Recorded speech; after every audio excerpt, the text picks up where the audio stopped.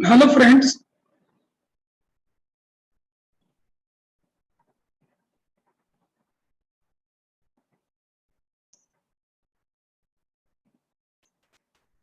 कुछ असाइनमेंट मैं आपको दिए हुए थे। असाइनमेंट निकालिए आप लोग।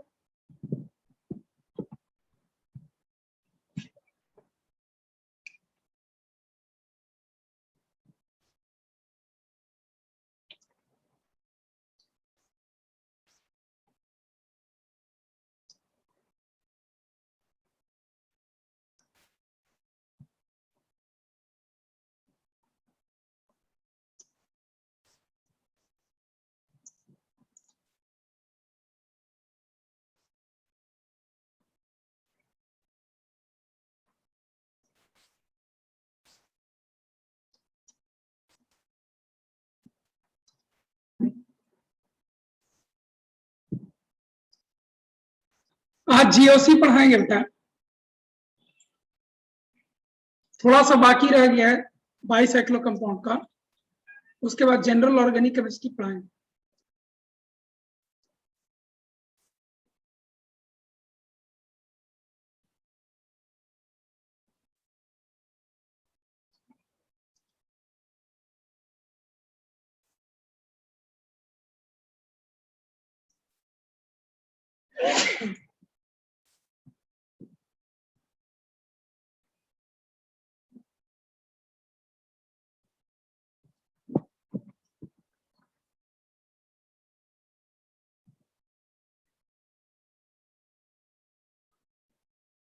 दोनों में ही काम पड़ेगा, आइसोमेरिज्म में भी काम पड़ता है और जनरल ऑर्गेनिक केमिस्ट्री में भी।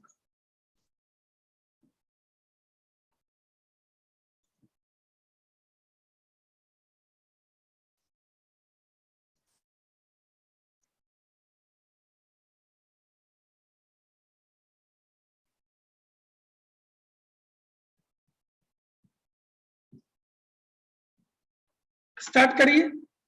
Question number 2, IUPAC nomenclature. Question number 2, question number 2,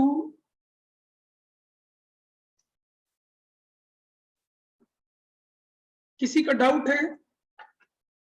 question number 2,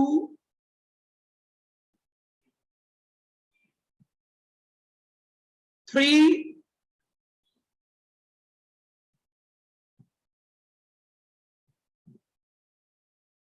7,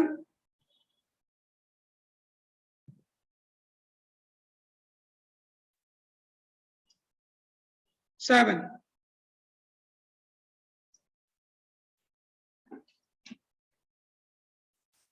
CH3, CH2 and Br। ठीक है, इसमें मेन फंक्शनल ग्रुप तो आपका यही है। ठीक है, और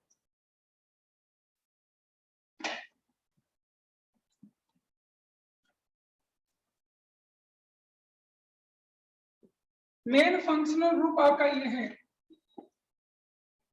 तो इसको इस साइड से नंबरिंग दीजिएगा तो 2 पर आएगा, इस साइड से भी नंबरिंग दीजिएगा तो 2 पर आएगा।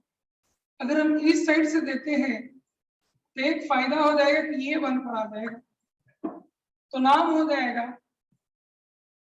1 ब्रोमो प्रोपेन 2 ओम। 1 ब्रोमो प्रोपेन 2 ओम।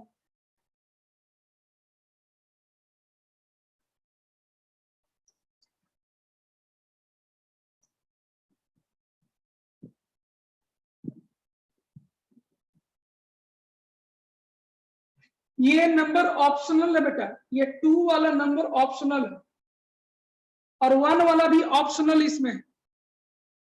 चूंकि प्रोपेनॉल जब लिख दिए तो ये तो आपको पाई हो गया, जब भी ब्रोमीन होगा तो या तो इसके साथ होगा या तो उसके साथ होगा, तो नाम नहीं भी दीजिएगा तभी ये करेक्ट है। ठीक है प्रियांशु, नाम नहीं भी दीजिएगा तभी ये करेक्ट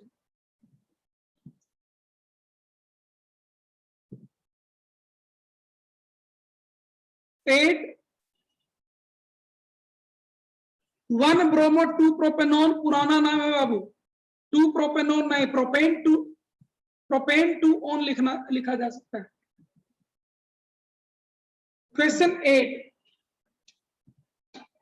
8 आपका कंपाउंड है CH2OH, CH2OH,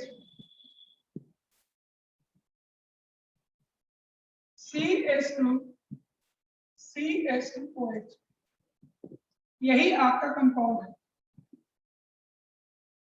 ठीक है, नाम हो जाएगा 1 2 3 4, नाम हो जाएगा butane 1,4 dione, butane 1,4 डायोन।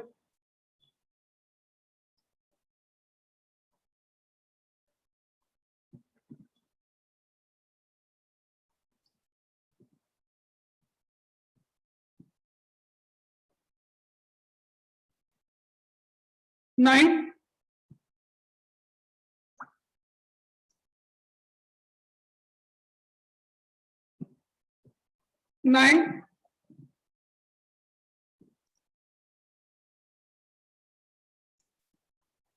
11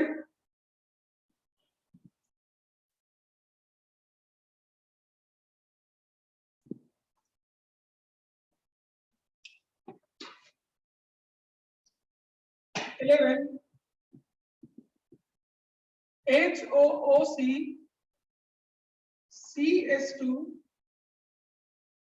CHOH CH2COOH।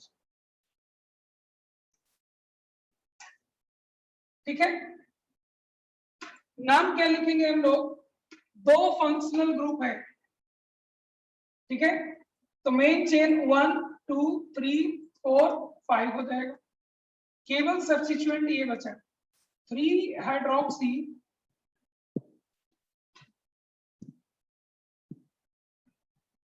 Pentane dioic acid.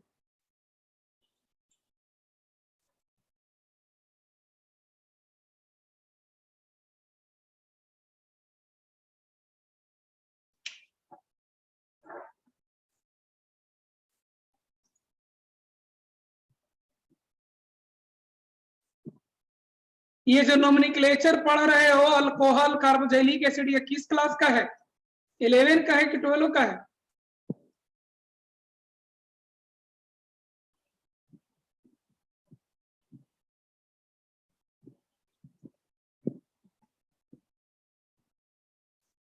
नहीं, असाइनमेंट नहीं होगा, असाइनमेंट के साथ साथ थ्योरी भी होगा। असाइनमेंट खाली थ्योरी खा करके क्या करोगे रे, क्वेश्चन बन जाएगा क्या रियल एग्जाम में?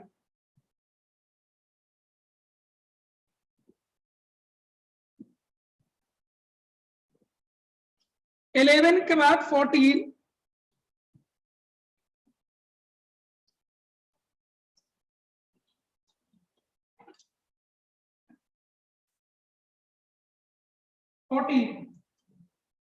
CH3 CH3 C double bond O CH2 C double bond O and CH3। बड़ा फंक्शनल ग्रुप आपका ये ईस्टर, तो नंबरिंग यही से होगा 1 2 3 4 5। सबसे पहले लिखा जाएगा मिथाइल, तब फिर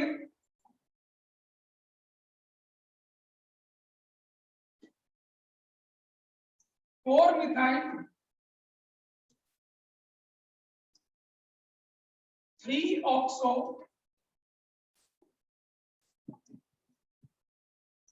पेंटेनोइड,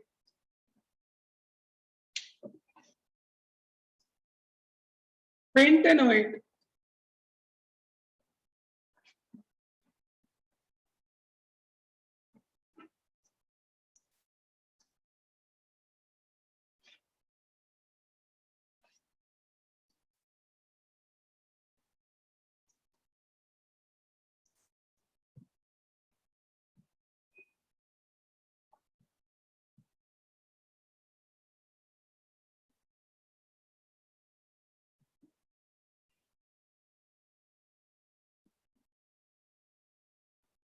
देखो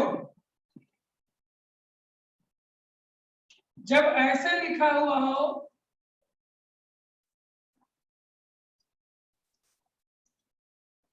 तो सभी कार्बन के वैलेंसी को देखिए, इस कार्बन का 4 वैलेंसी है, एक बॉन्ड में चला गया, दूसरा हाइड्रोजन में चला गया, तो बाकी 2 वैलेंसी कहाँ है? तो दोनों वैलेंसी मिथाइल के फॉर्म में। समझ में आया?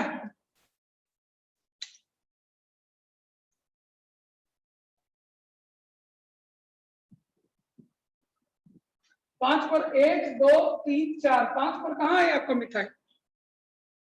छवि 5 पर मिथाइल नहीं ना आया। नंबरिंग मेन चेन यहां से ना शुरू होगा, फंक्शनल ग्रुप का कार्बन ये है, यहां से नंबरिंग शुरू होगा। छवि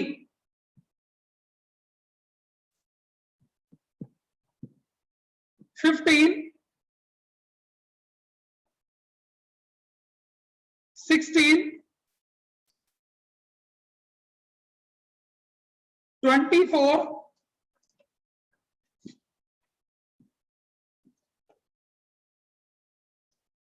25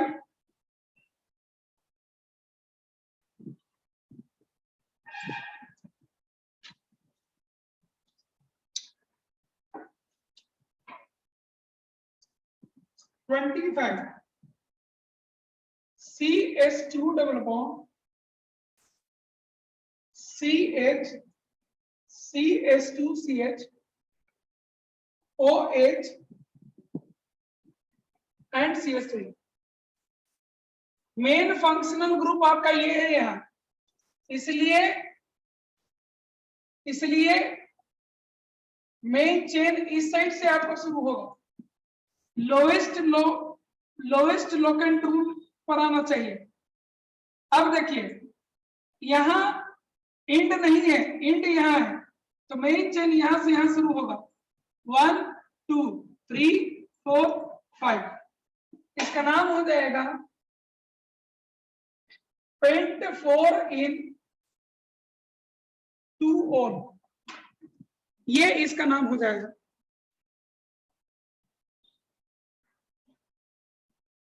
ठीक है,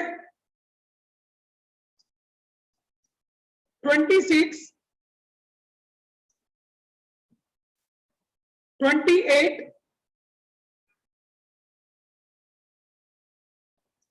किसका आंसर नहीं है? इसका 25 का मिला लेते हैं।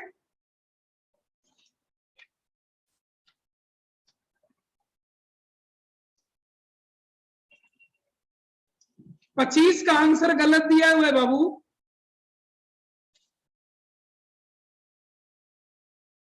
पच्चीस का आंसर गलत दिया हुआ है।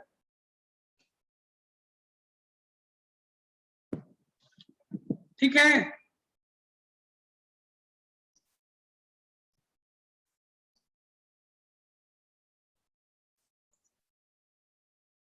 पच्चीस का आंसर गलत दिया हुआ है।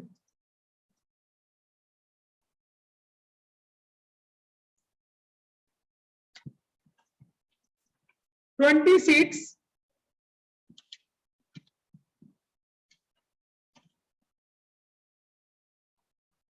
26 का भी आंसर गलत दिया हुआ है, नाम तो लिख लियोगे।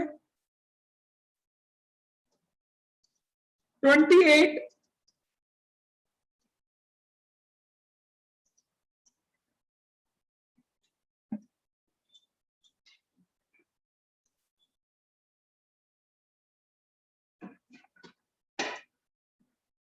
29 29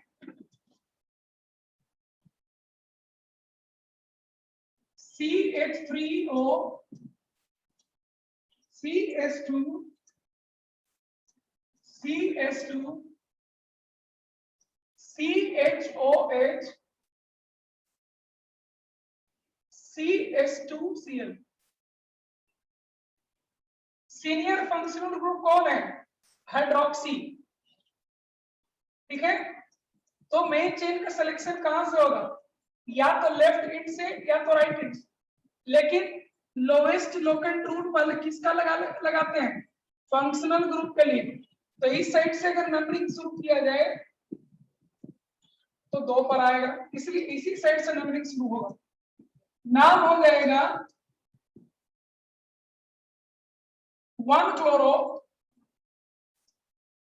4 methoxy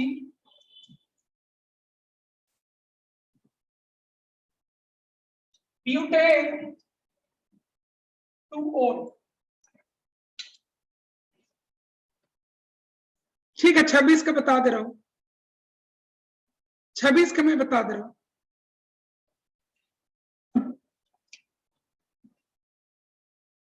twenty six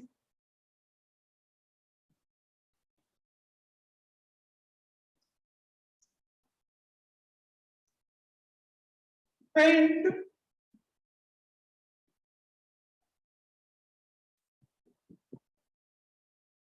4 in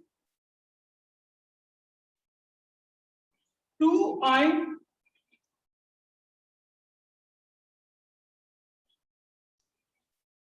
1-OL। वैसे पोजीशन नहीं दीजिएगा तभी ये करेक्ट हो जाएगा। और 29-OL, ये भी इसका नाम करेक्ट है। नहीं नहीं नहीं, ये देना पड़ जाएगा। हाँ, ये देना पड़ जाएगा। तो paint 4 in 2-OL 30।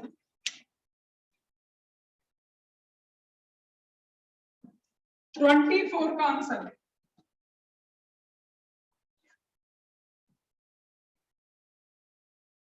1 2 2,2,2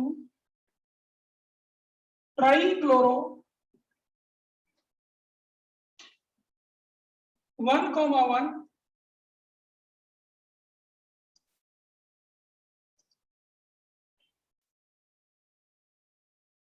ethane 1,1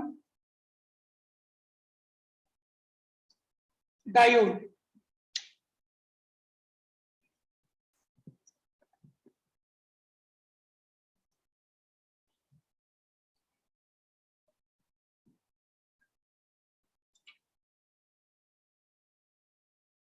Akshay, आपका चैट मेरे तक पहुंच रहा है।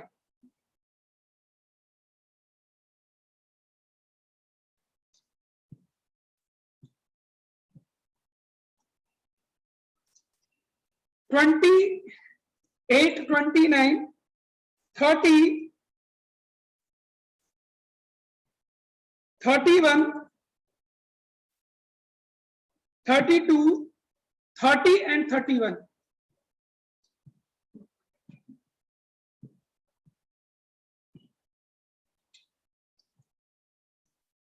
30 CH3 CS2O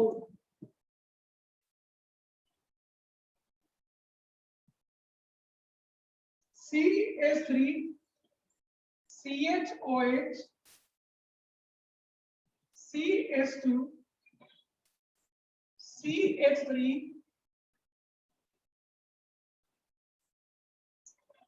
अब इसमें मेन चेन तो ये होगा, नंबरिंग इस साइड से शुरू होगा क्योंकि सब्स्टिट्यूएंट इधर एक जा रहा है। 1 2 3 4 5, तो सब्स्टिट्यूएंट केवल ये बनेगा 2 मिथाइल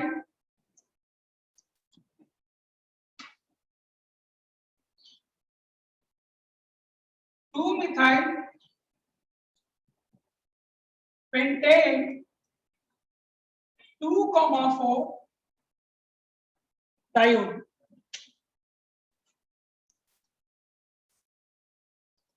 आज जनरल ऑर्गेनिक केमिस्ट्री शुरू करेंगे।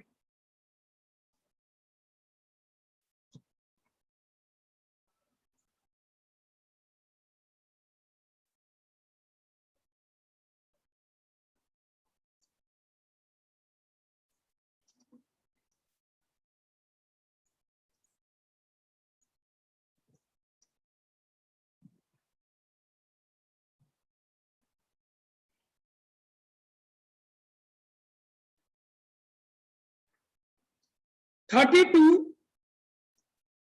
31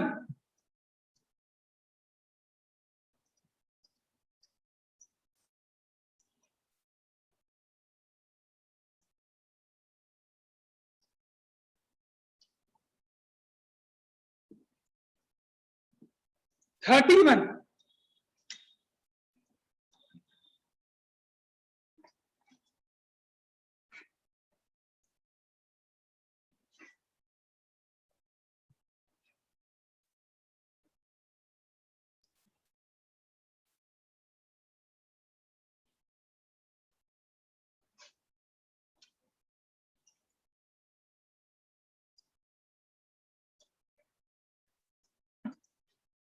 CH3 CHOH CH2 CHCHO,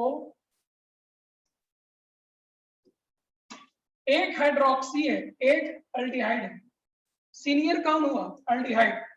numbering यही से होगा 1 2 3 4 5। ये मिथाइल है, ये hydroxy. 4 hydroxy 2 methyl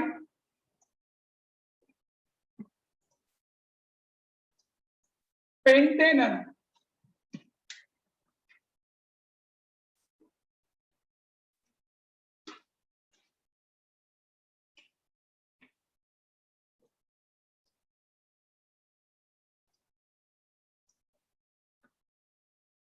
thirty five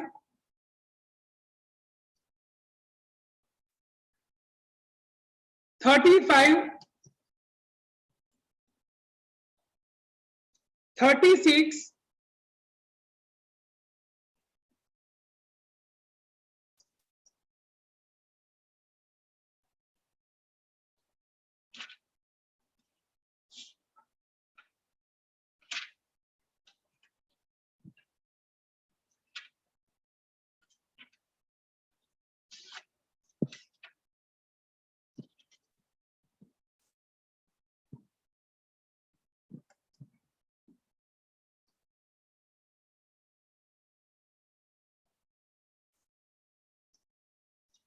36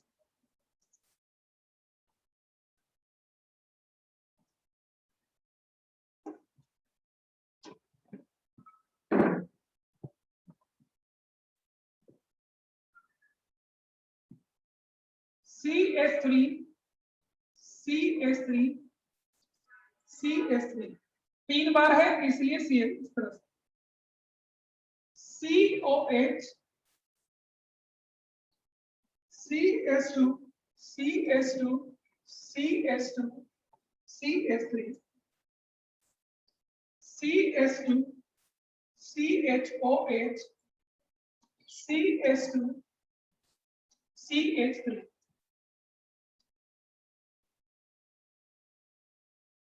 इसी का नाम हमें लिखना है। इसमें आप एक चीज देखिए, हो जाएगा, सबको हो जाएगा छवि।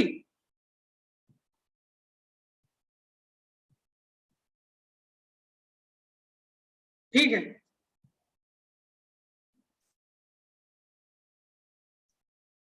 थर्टी सेवन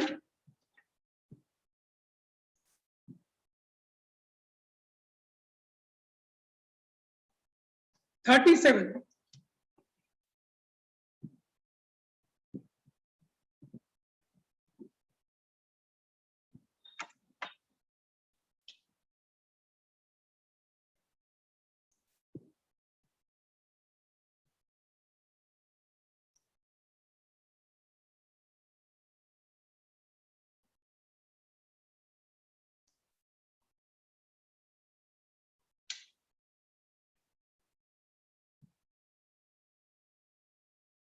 ठीक है।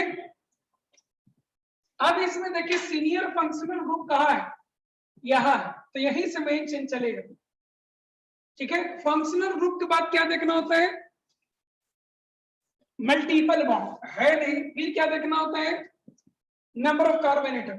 तो 1 2 3 4 5 6 7 ये सब्स्टिट्यूएंट बनेगा और ये भी सब्स्टिट्यूएंट आपको बनेगा। ठीक है, 1 2 3 4 5 6 7 ये आपको मेन चेन सिलेक्शन होगा। अब रहा नाम, ये मिथाइल है और ये क्या है, 1 डैश 2 डैश, तो 1 हाइड्रोक्सी इथाइल, 1 हाइड्रोक्सी इथाइल। तो यहां पर M है, यहां पर H है, पहले आएगा, इसका पोजीशन क्या है, 3 पर लिखाएगा 1 हाइड्रोक्सी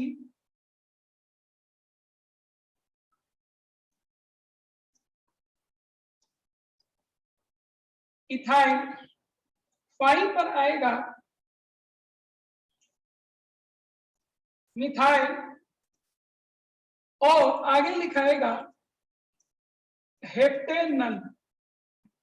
क्या लिखाएगा, हेप्टेनल। अक्षय कुमार, आप कैसे 11 से 12 में चले गए हो, कंपाउंड का नाम लिखा जा रहा है, आपको नाम भी नहीं पता है, अक्षय कुमार, गजब हो लड़के हो भाई। आईपेक नोमेनक्लेचर इस चैप्टर का नाम है, 50 बार इसी क्वेश्चन को लिख चुके हो। अरे नया हो तो क्या हुआ, 12 में हो ना, तुम्हारा ही बात सुनते रहे। 37 के बाद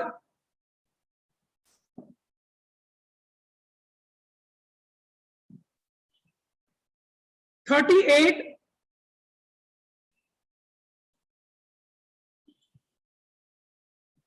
39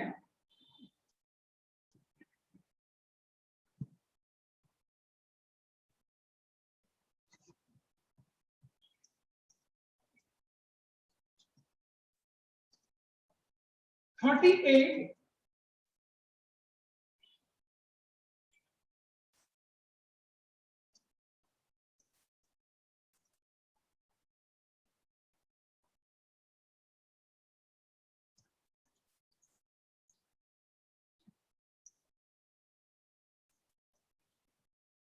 ठीक है,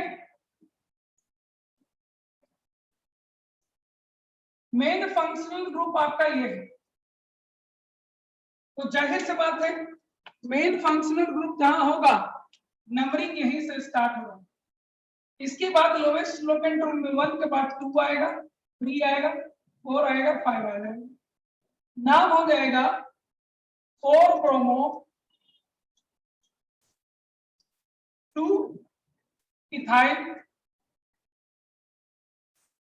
साइक्लोपेंटेनोल।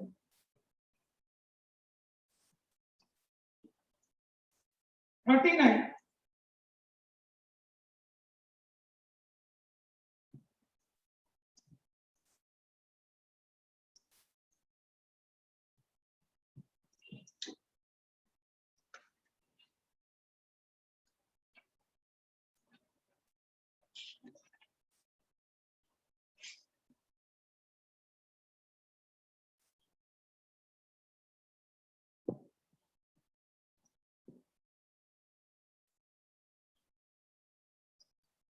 39 देखिए, यह सीनियर मोस्ट फंक्शनल ग्रुप कौन है, अल्डिहाइड। तो यहीं से आपका नंबरिंग शुरू होगा 1। ठीक है, 1। इसके बाद आपको देना होगा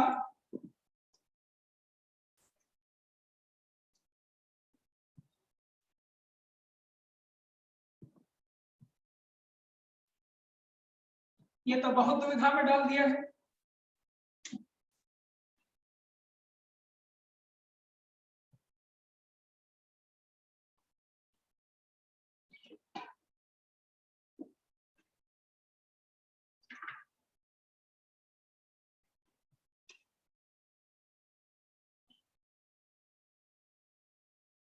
ये फंक्शनल ग्रुप है लेकिन ये नहीं है, तो इसीलिए 2 3 4 5 6।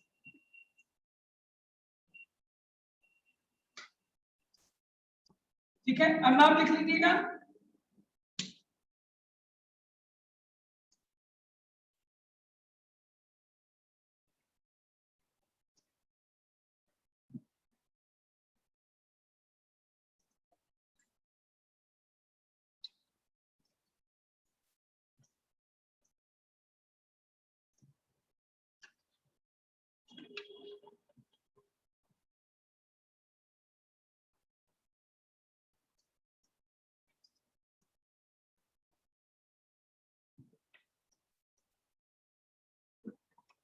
प्रियांशु, ऐसा चेन सेलेक्ट करें जिसमें मैक्सिमम फंक्शनल ग्रुप हो, उस चेन में सिर्फ एक फंक्शन। अरे बेटा, maximum functional group senior functional group को देखा जाता है।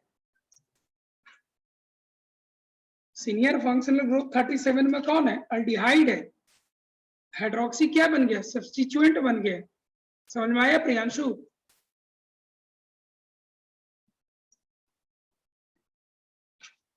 और किसको कहा दिक्कत? ये नाम लिख लेंगे 39। अब 39 का नाम लिख लेंगे।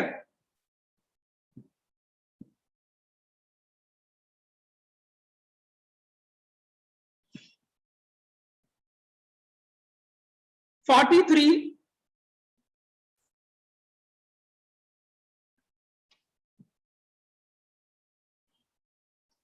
44।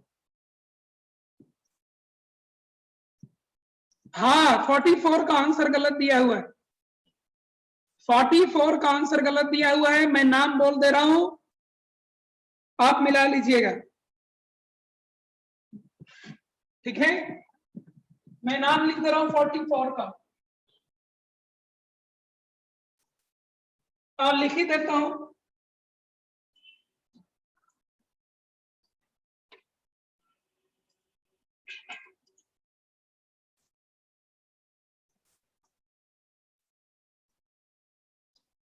OH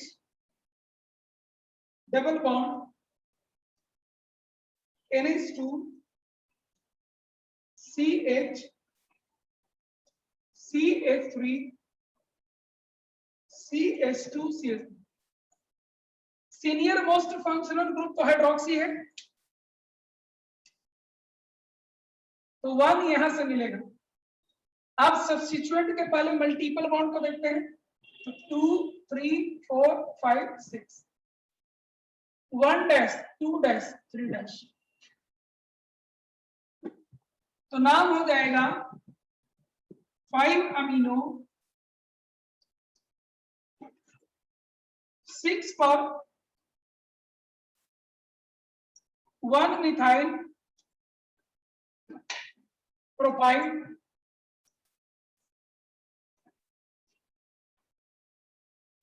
hex 2 in 1 on। देखिए तो यही आया है 44।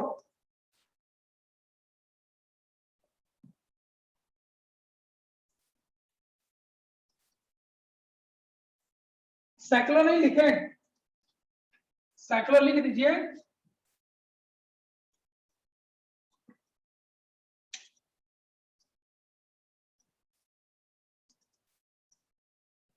फोर्टी फाइव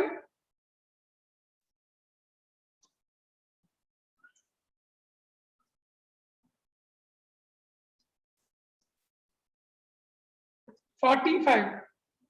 देखो, रियल एग्जाम में जो क्वेश्चन आते हैं वो क्वेश्चन इस किताब में जो दिए गए इसी के जैसे, कोई बहुत बड़ा कंपाउंड इस किताब में भी नहीं दिया है जनरली, और वहां भी नहीं आता है। COH CH2। आप लोग संतरा का जूस पीते हो?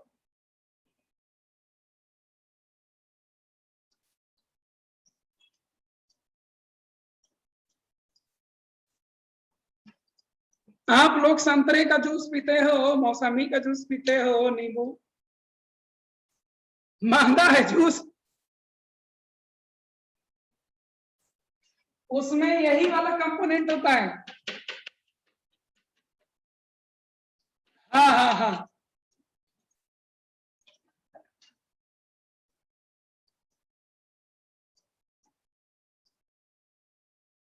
अब रहा नाम लिखना, मैं समझता हूं अब नाम लिख लोगे आप लोग,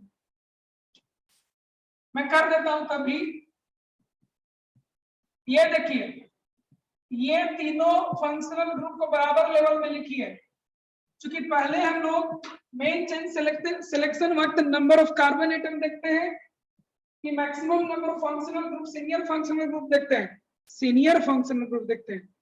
तो ये तीनों को बराबर लेवल में लीजिए और मेन चेन में 3 कार्बन एटम ही छोड़ दीजिए, बात समझे आप? और इसीलिए नाम हो जाएगा 1, 2, 3,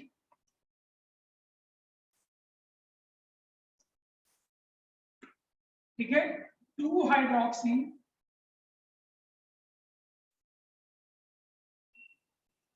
प्रोपेन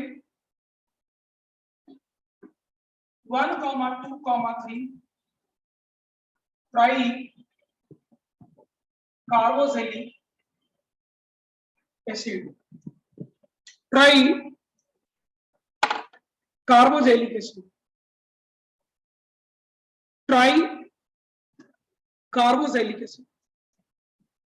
हाँ, बुक वाला मैं देख लेता हूं बेटा, इस चैप्टर में बहुत सारा आंसर गलत है, मैं देख चुका हूं, बाकी चैप्टर्स में उतना नहीं है गलत, लेकिन क्वेश्चन का कलेक्शन बहुत अच्छा है इसमें। 45 मैं देख लेता हूं।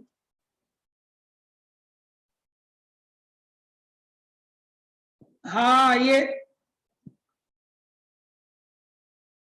नाम गलत लिखा हुआ है बेटा, ठीक है,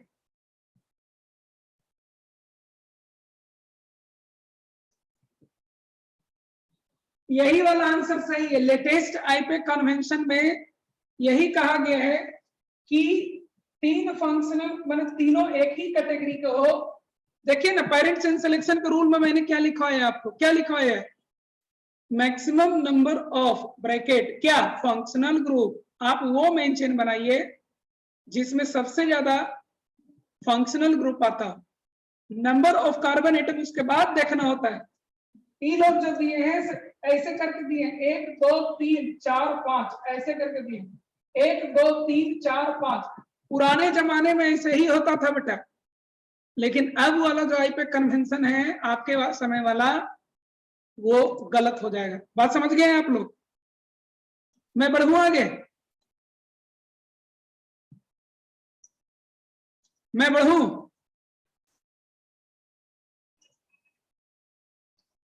ट्राई ओइक नहीं होगा बेटा, प्रोपेन के 3 कार्बन को आप यहां लिखे हो, अगर यहाँ ट्राई ओइक एसिड लिख दोगे तो इन कार्बन को कौन लिखेगा? इसलिए ट्राई कार्बोक्सिलिक एसिड उसको लिखना होगा, ठीक है, ट्राई कार्बोक्सिलिक एसिड लिखना होगा। दुनिया में बहुत सारा चीज गलत पड़ा हुआ है बेटा। हाँ हाँ हाँ, प्रियांशु आप एकदम 200% सही कह रहे हैं, बहुत सारा चीज आपको किताबों में गलत लिखे हुए मिलेंगे, ठीक है, लेकिन आपको आंख नाक कान मुंह खोल कर चलते रहना है। तब 11 12 में केमिस्ट्री में खास करके बहुत गलत मिलता है। 45 46 45 नहीं था, 45 था, 46 नहीं था, 47 47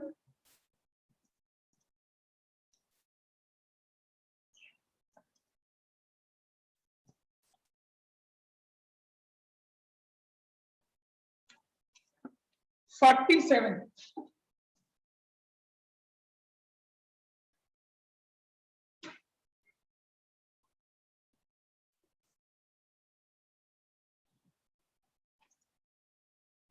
C ClCH2 CHOH CHOH and CH3।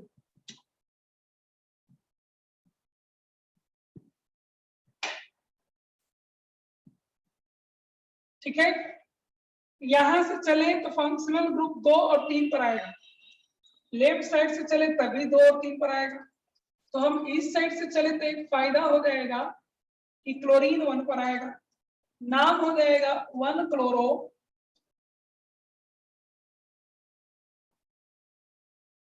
Butane 2,3 diol 2,3 diode.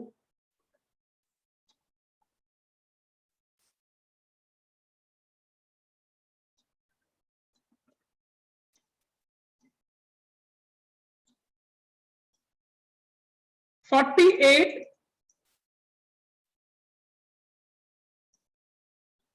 Eight हो चुका है पहले, 49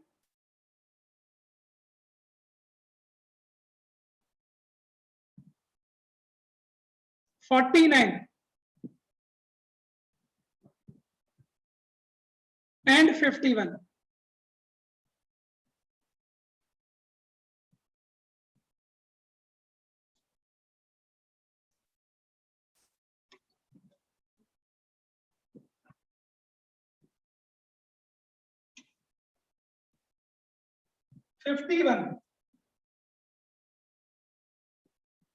CH3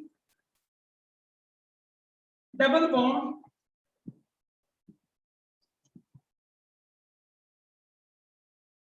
यहां पर कुछ मिस्टेक है इस क्वेश्चन में,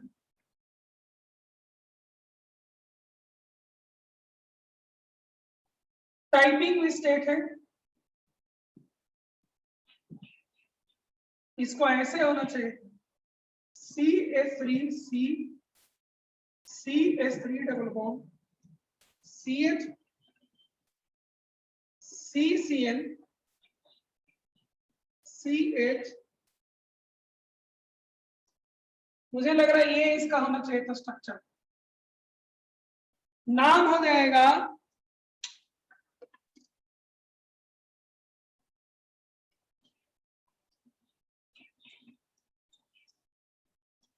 one two three four five six seven 4 chloro 6 methyl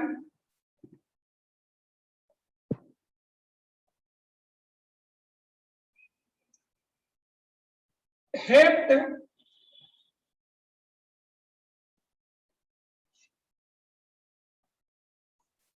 hepta 3,5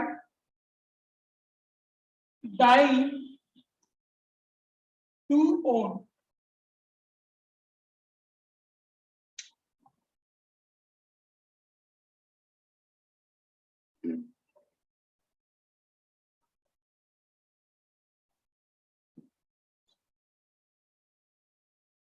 fifty 54 हो गया होगा,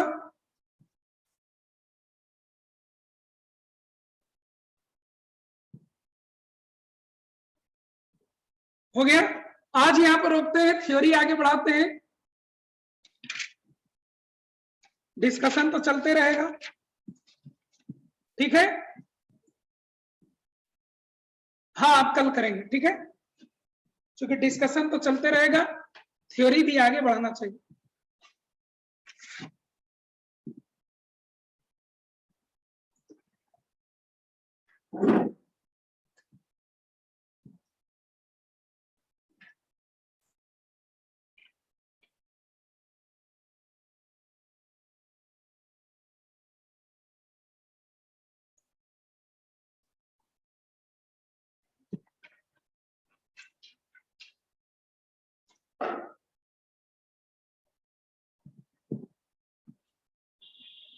पहले टाइम के हिसाब से मैं जनरल ऑर्गेनिक केमिस्ट्री आपको शुरू कर देता हूं, फिर बाईसाइक्लो अगर टाइम बचेगा तो सीखेंगे, नहीं तो नेक्स्ट क्लास में सीखेंगे, ठीक है।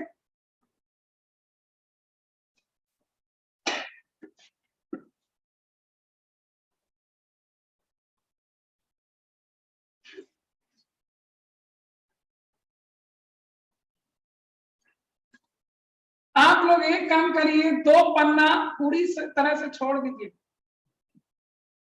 3 पन्ना पूरी तरह से छोड़ दीजिए आप लोग, ठीक है।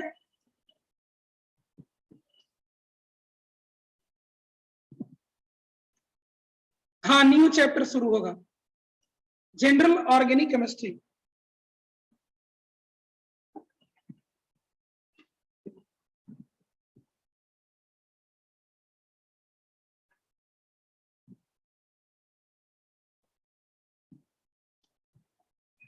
General organic chemistry, GOC। आप ये एक चीज ध्यान रखिएगा कि जनरल ऑर्गेनिक केमिस्ट्री पूरे ऑर्गेनिक केमिस्ट्री का रीढ़ का हड्डी है, स्केलेटन है। इसी पर सारे लॉजिक आपको किसी भी रिएक्शन में, किसी भी कॉन्सेप्ट में लगेगा, ठीक है। इसलिए इनको आप बढ़िया से सीखते रहिए, ठीक है। हाँ, स्टार्ट करें।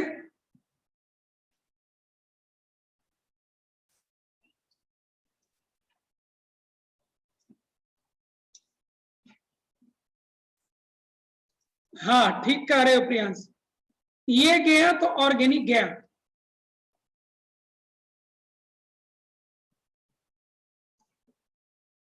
ठीक है,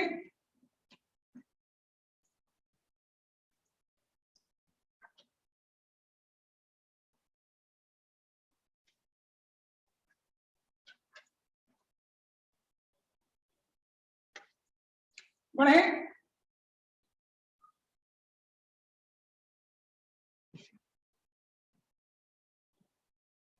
जनरल ऑर्गेनिक केमिस्ट्री क्या होता है ये तो सिखा ही रहेंगे। इसमें सबसे पहले हम लोग सीखते हैं इलेक्ट्रॉनिक इफेक्ट।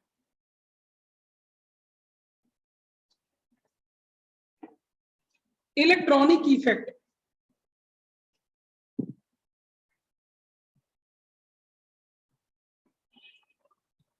इलेक्ट्रॉनिक इफेक्ट में क्या होता है आपको कि किसी भी ऑर्गेनिक कंपाउंड में इलेक्ट्रॉन क्लाउड किसी कारण से एक जगह से दूसरी जगह डिस्प्लेस होकर के जाता है, या अपना जो उसका पोजीशन है उस पोजीशन से थोड़ा दाएं बाएं आगे पीछे इस तरह से खिंचा करके रहता है। इसी इफेक्ट को हम लोग क्या करते हैं, इलेक्ट्रॉनिक इफेक्ट कहते हैं। लिखिए डिफिनीशन इलेक्ट्रॉनिक इफेक्ट का, लिखिए definition electronic effect. It arises due to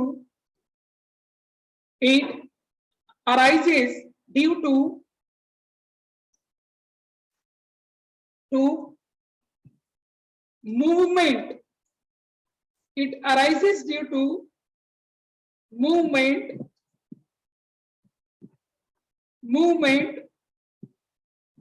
or displacement of electronic cloud, movement or displacement of electronic cloud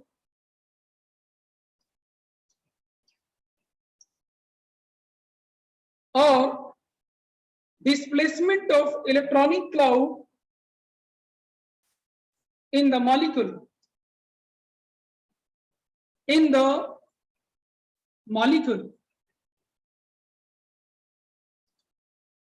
इसमें सबसे पहले हम लोग सीखते हैं इंडक्टिव इफेक्ट।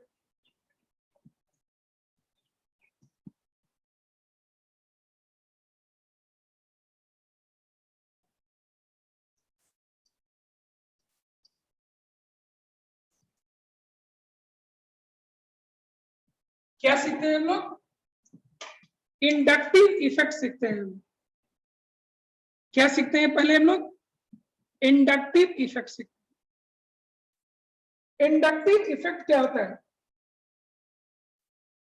जैसे आप इसको गौर से देखिए,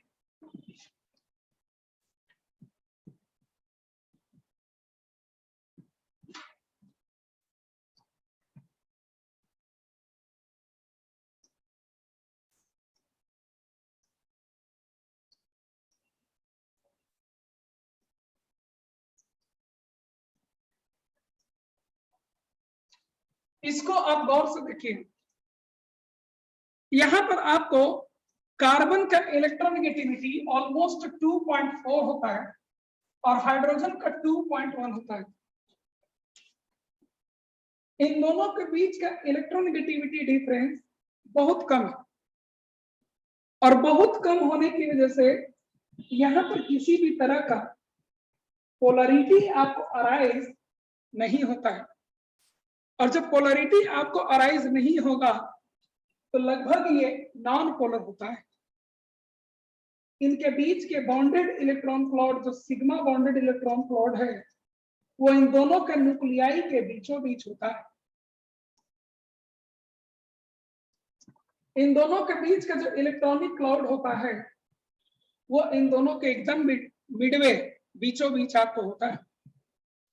इन दोनों के बीच का जो इलेक्ट्रॉनिक क्लाउड होता है वो इन दोनों के बीचों बीच आपको होता है। ठीक है, ये आपको उन दोनों के बीचों बीच होता है।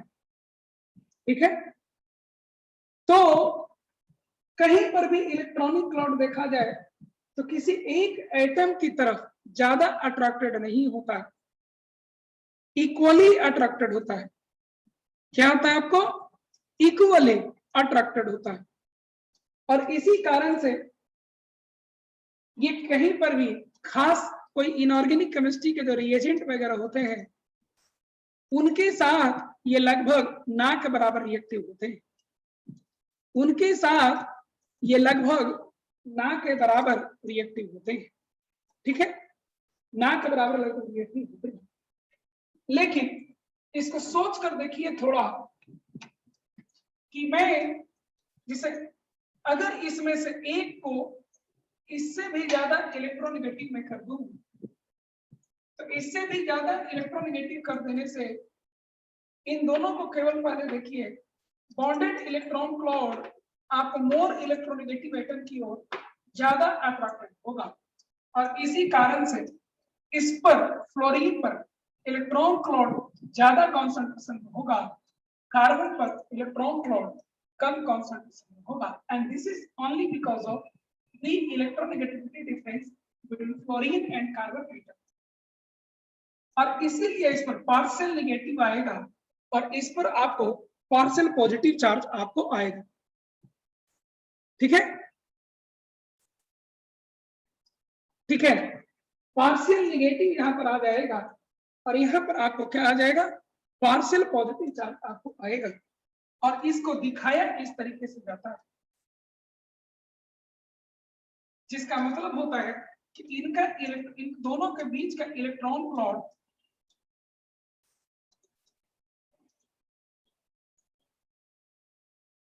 सिमेट्रिकल रहने के बजाय ऐसा नहीं है बल्कि ऐसा कुछ हो जाता है।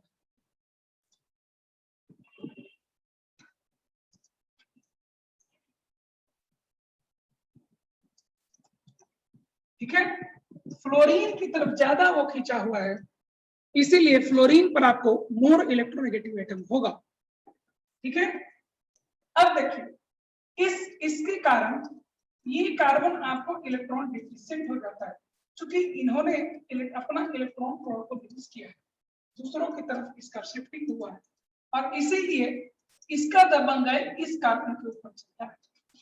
ठीक है, और ये बॉन्डेड इलेक्ट्रॉन क्लाउड को अपनी तरफ खींचता है लेकिन इससे थोड़ा सा दूर है, इसीलिए जितना इसका इफेक्ट इस पर पड़ा उससे कम इफेक्ट इस पर पड़ेगा और इसीलिए थोड़ा सा इफेक्ट इसके ऊपर रहेगा। जब आप और आगे जाते हो तो इसका इफेक्ट इस पर भी पॉजिटिव चार्ज अराइज होता है। ये इलेक्ट्रॉन डिफिशिएंट हो गया, ये इसके इलेक्ट्रॉन को अपनी ओर खींचता है और इस पर भी पार्शियल पॉजिटिव चार्ज होता है और इस पर भी पार्शियल पॉजिटिव चार्ज होता है। जैसे जैसे आप आगे चले जाते हो, जैसे जैसे आप आगे चलते चले जाते हो, जैसे जैसे आप आगे चलते चले जाते हो वैसे वैसे आपको इसका इफेक्ट कम होते चला जाता है। ऐसा कुछ मानकर चलिए कि हर कार्बन एटम से आगे जाने पर लगभग इफेक्ट 10 टाइम्स स्मॉलर हो जाता है। लगभग इफेक्ट कितना हो जाता है? 10 टाइम्स स्मॉलर आपको हो जाता है। ठीक है, इसी को हम लोग कहते हैं इंडक्टिव इफेक्ट का। क्या इसको कहते हैं हम लोग? इंडक्टिव इफेक्ट का। चलिए नोट किया जाए definition. This arises due to, definition note करिए। This arises due to, hydrogen पर भी होता है। हाँ बेटा जुनैद, हाइड्रोजन पर भी होता है, लेकिन हाइड्रोजन के आगे कोई एटम नहीं है तो उसको बहस करने से कुछ मिलना तो है नहीं, इसलिए हाइड्रोजन वाला हम लोग कंसीडर नहीं करते हैं बेटा। ठीक है,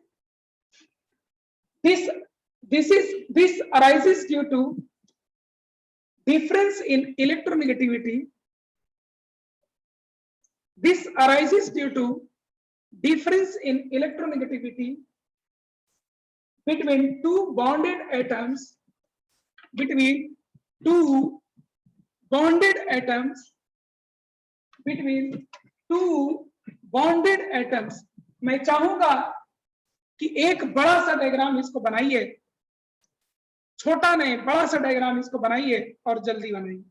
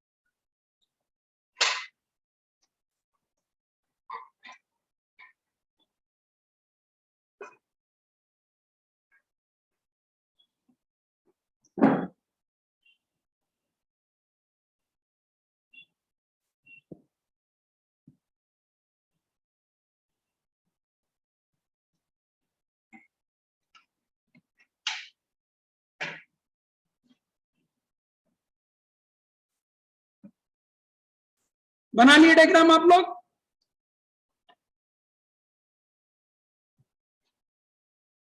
लिखिए प्रॉपर्टीज, लिखिए प्रॉपर्टीज, ये सब और डिटेल में सीखिएगा, अभी लिखिए properties.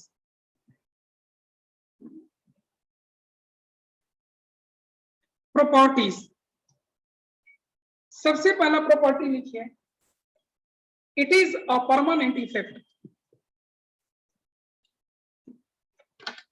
It is a permanent effect. It is a permanent effect, जिसका मतलब ये होता है, समझिएगा बढ़िया से, जब तक फ्लोरीन यहां रहेगा तब तक ये इलेक्ट्रॉनिक क्लाउड अपने मीन पोजीशन से फ्लोरीन की तरफ शिफ्टेड रहेगी। आप इस फ्लोरीन को हटा दीजिए और हाइड्रोजन को यहां ले आकर वापस डाल दीजिए, तो ये लोग अपने ओरिजिनल जगह पर फिर से वापस चले जाएंगे। इसी को कहते हैं कि ये परमानेंट इफेक्ट। समझ में आ गया? जब तक फ्लोरीन यहां रहेगा तब तक इस तरह का इफेक्ट आपको पाया जाएगा। ठीक है, जब तक फ्लोरीन रहेगा तब तक इस तरह का इफेक्ट आपको पाया जाएगा। चलिए लिखे next property, it is a distance dependent effect. It is a distance dependent effect. A distance dependent effect, ये आपको डिस्टेंस डिपेंडेंट इफेक्ट होता है। ठीक है, जिसका मतलब होता है, आप खुद डायग्राम में देखिए कि यहां पर 4 एरो दिखाया गया है, मतलब इन दोनों के बीच का इलेक्ट्रॉन क्लाउड, इन दोनों के बीच का इलेक्ट्रॉन क्लाउड, यहां से आवाज क्लियर है बेटा? यहां से आवाज क्लियर है? इन दोनों के बीच का इलेक्ट्रॉनिक क्लाउड फ्लोरीन की तरफ काफी ज्यादा शिफ्टेड है, लेकिन इससे कम शिफ्टेड है यहाँ पर, और इससे कम शिफ्टेड है यहाँ पर, और इससे कम शिफ्टेड है यहाँ पर। As you move away from the fluorine atom, the inductive effect decreases. You can see that. ठीक है। Inductive effect distance dependent effect होता है, एंड इट इज, नोट कर लीजिए, एंड इट इज उसी पॉइंट में negligible after, it is negligible after 4 carbon atoms in the chain. It is negligible after 4 carbon atoms in the chain. It is negligible after 4 carbon atoms in the chain. Next, ये भी आपको मैं बता दूं, अगर कहीं pi bond रहे तो इंडक्टिव इफेक्ट वहां काम नहीं करता। जैसे इसको देखिए,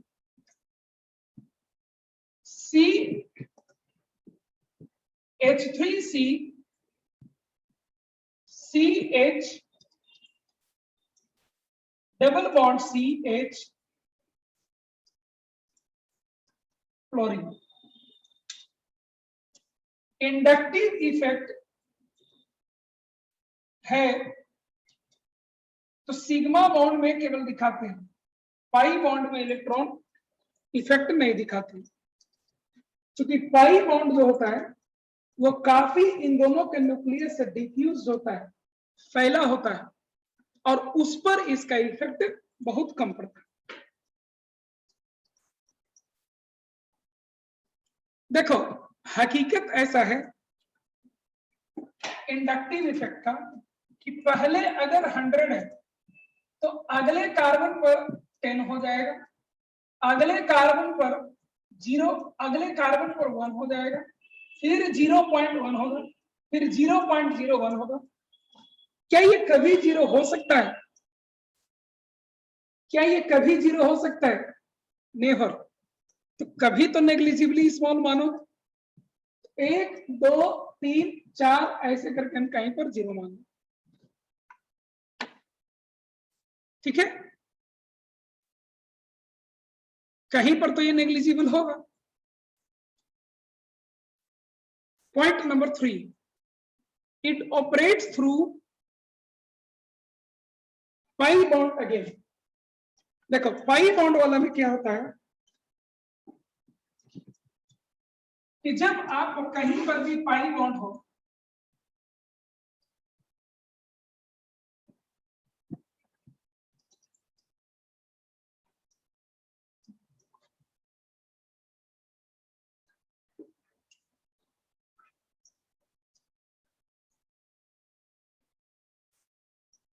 तो पाई बॉन्डेड इलेक्ट्रॉन क्लाउड जो होता है वो काफी ज्यादा डिफ्यूज्ड होता है, फैला होता है, और उस पर इसका इफेक्ट नहीं कर रहा, ज्यादा फैलाव होने के कारण उस पर इंडक्टिव इफेक्ट ना कर रहा। इसीलिए पाई बॉन्ड को हम कभी भी इंडक्टिव इफेक्ट के कैटेगरी में नहीं रखते, ठीक है।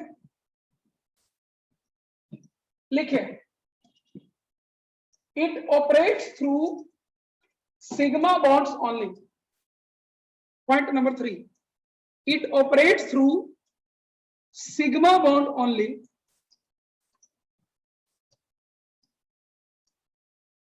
Through sigma bond only. It does not affect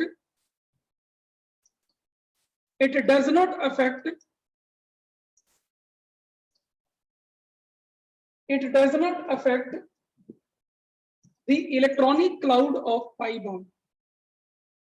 It does not affect the electronic cloud of pi bond. It does not affect the electronic cloud of pi bond. It does not affect the electronic cloud of pi bond. Point number 4. अब experimentally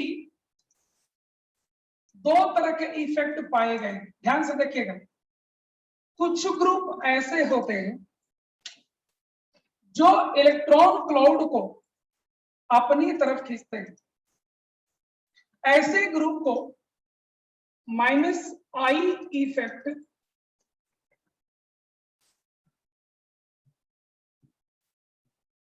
showing group कहा जाता है। इस system से electron cloud को वो खींच रहा है अपनी तरफ। Presence of the group decreases the electronic cloud from the system and therefore it is named decreasing I. मतलब इंडक्टिव इफेक्ट ऐसा वाला जो इलेक्ट्रॉन डेंसिटी को डिक्रीज करता हो, minus I effect showing group. And कुछ ग्रुप ऐसे होते हैं जिसका मौजूदगी होने की वजह से इलेक्ट्रॉन डेंसिटी सिस्टम में इंक्रीज करता है। इलेक्ट्रॉन डेंसिटी सिस्टम में इंक्रीज करता है। ऐसे ग्रुप को हम लोग प्लस आई माने इंक्रीज करने वाला inductive effect, plus I effect showing group कहते हैं। क्या कहेंगे इसको? Plus I effect showing group कहेंगे। लिखिए, with respect to hydrogen, with respect to hydrogen, the effect is divided into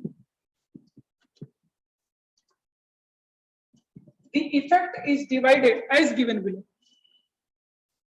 The effect is divided as given below. और इन दोनों को आप नोट कर लीजिए, एक दो, दोनों को नोट कर लीजिए। दो तरह के इफेक्ट होते हैं।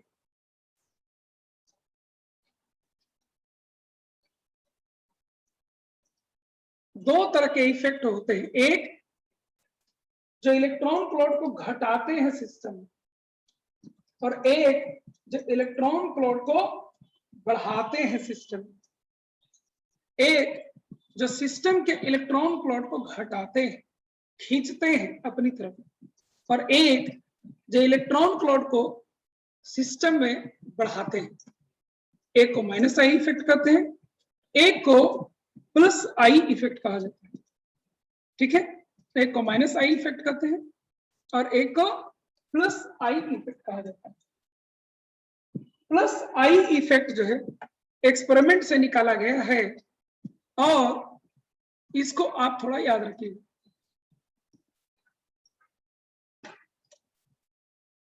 Plus I effect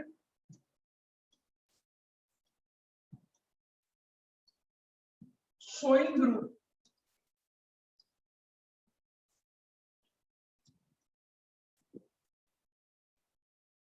plus I effect showing group, सबसे ज्यादा O माइनस हो, इसके बाद COO माइनस। ये एक्सपेरिमेंट्स आए हैं।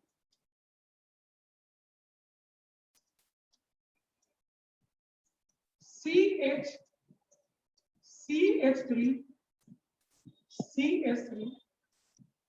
CH2 CH3 CH3 DH।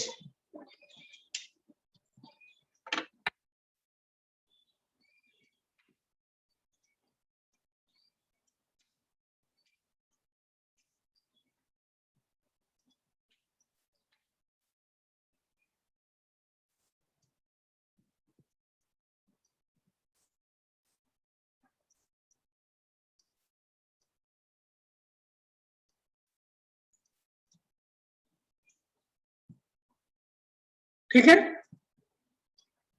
Note कर लीजिए।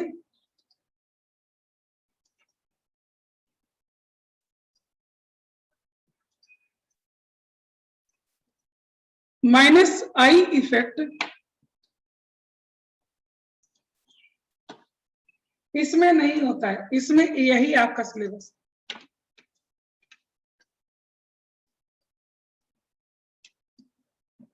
डी आपका ड्यूटेरियम होता है। डी इज ड्यूटेरियम, हाइड्रोजन का भाई, आइसोटोप।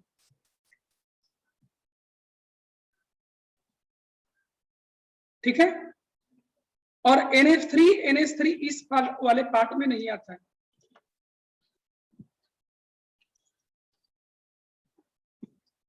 बढ़े और होता है माइनस आई इफेक्ट शोइंग ग्रुप। माइनस आई इफेक्ट शोइंग ग्रुप।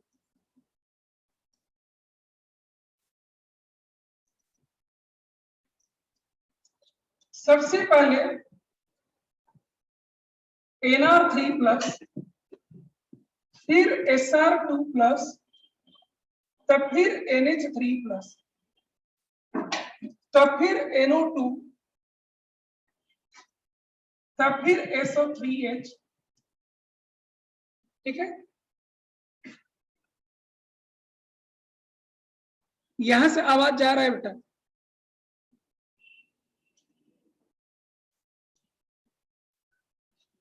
फिर CN aldehyde, ketone, acid, fluorine, chlorine, bromine, iodine,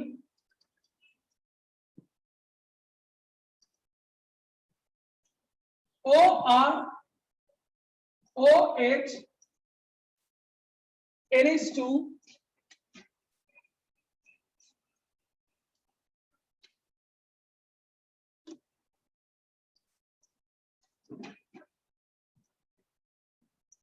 CH, phenyl, CH double bond CH2,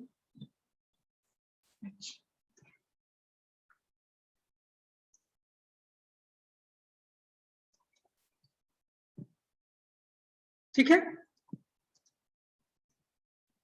ये इनका सीक्वेंस है।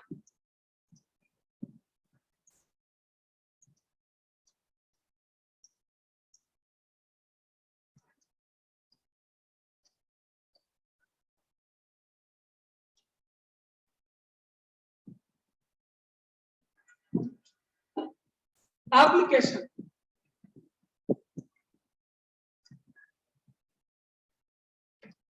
लिखिए application.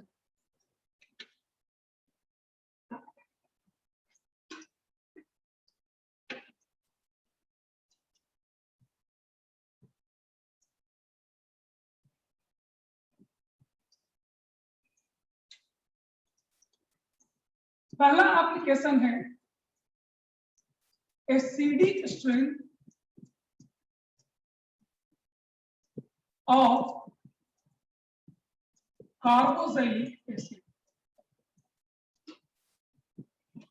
Acidic strength of carboxylic acid.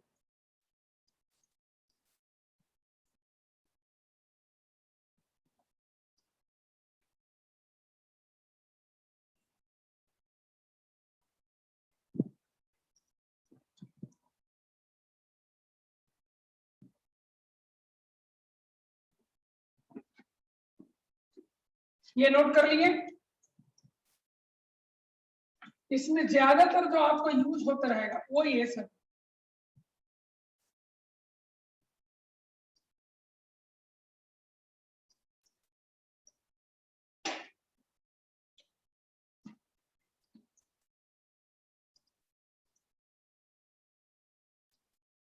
ठीक है,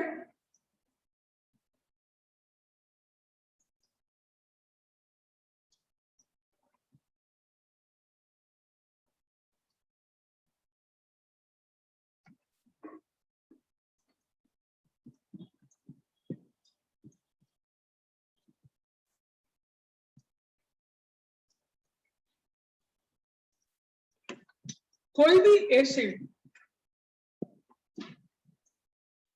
कोई भी एसिड है, ये जब टूटता है तो आपको H plus and A minus देता है। ये एसिड है और ये उसका कंजुगेट बेस होता है।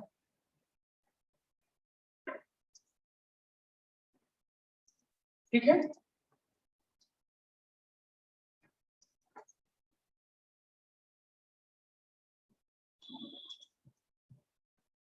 अब आपको ये कंजुगेट एसिड बेस पढ़ाया हुआ है पीरियोडिक टेबल में।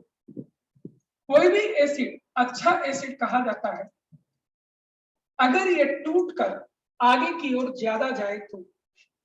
अगर 100 पार्टिकल्स लिए हो इसका और 100 का 100 टूटकर H+ और A- में कन्वर्ट हो जाए तो हम कहेंगे हाँ मैंने जितना HA मॉलिक्यूल लिया है सारा का सारा मुझे H+ दे दिया, यानी कि एक बहुत अच्छा एसिड। ये क्या है बेटा आपको बहुत अच्छा एसिड है।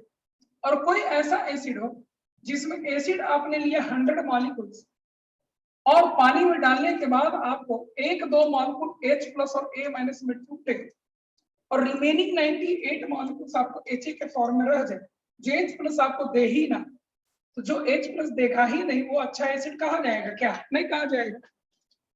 इसीलिए अच्छा एसिड वो होता है जो वाटर में ऐड करने पर अपना H+ देकर और A- बनाता है। अब कोई चीज अच्छा क्यों होता है, कोई एसिड अच्छा क्यों होता है और बुरा क्यों होता है, तो ये आगे की ओर जाएगा कि नहीं जाएगा ये डिपेंड करता है कि ये कितना ज्यादा स्टेबल है। तो हम सबसे पहले इस बात को नोट करें कि acidic strength of acid Ha is directly proportional to stability of A-. Acidic strength of acid Ha, acidic strength of acid Ha is directly proportional to stability of A-, is directly proportional to stability of A-, is directly proportional to stability of A-. अब सवाल ये उठता है कि stability of A- किस बात पर depend करता है, ठीक है? स्टेबिलिटी ऑफ A- किस बात पर डिपेंड करता है, तो इसको देख लीजिए। पहले हम लोग जितना मैं लिखवाया हूं इतना खाली नोट कर लीजिए, मैं इस चीज पर और आपको बहस करवा रहा हूं।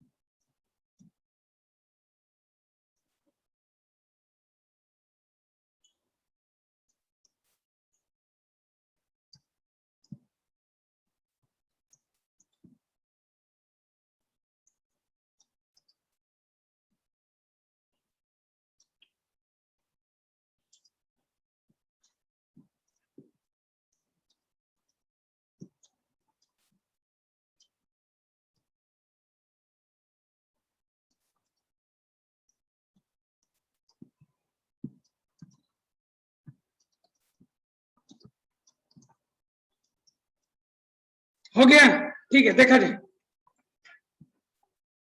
तो acidic strength of acid is directly proportional to stability of A-. पहले ये सीखते हैं स्टेबिलिटी ऑफ एनी कटायन और अनायन किन बातों पर डिपेंड करता है। ये ऑर्गेनिक केमिस्ट्री में रोज यूज होगा। स्टेबिलिटी ऑफ आयन, आयन में दोनों तरह के होंगे, कटायन और अनायन। देखिए इसको ऐसे समझिए, ठीक है? ये है पॉजिटिव चार्ज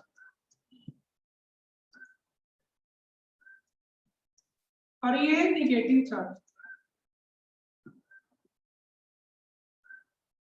ठीक है?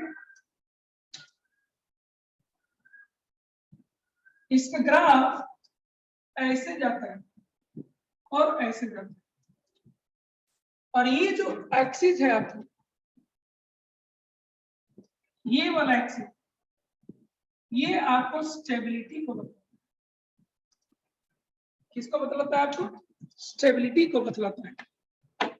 मतलब ये है, मतलब आपको ये है कि आप ये पोजीशन देखिए, ना ही पॉजिटिव ना ही नेगेटिव, ये पॉइंट आपको न्यूट्रल है। as we move away from the neutrality, as we move away from the neutrality, either on positive side or on negative side, stability decreases largely. जैसे जैसे ये न्यूट्रल पॉइंट है, ये positive charge है, जितना दूर जाएगा पॉजिटिव चार्ज बढ़ते जाएगा, जितना इधर जाएगा नेगेटिव चार्ज बढ़ते जाएगा, ठीक है। और ये है स्टेबिलिटी का एक्सिस। जितना आप न्यूट्रलिटी की तरफ जाते हैं फ्रॉम पॉजिटिव चार्ज से या नेगेटिव चार्ज से, जितना आप न्यूट्रलिटी की तरफ जाते हैं स्टेबिलिटी आपको इंक्रीज करते चला जाता है। केवल इसी कॉन्सेप्ट पर ऑर्गेनिक हम लोग पढ़ते रहेंगे, ठीक है।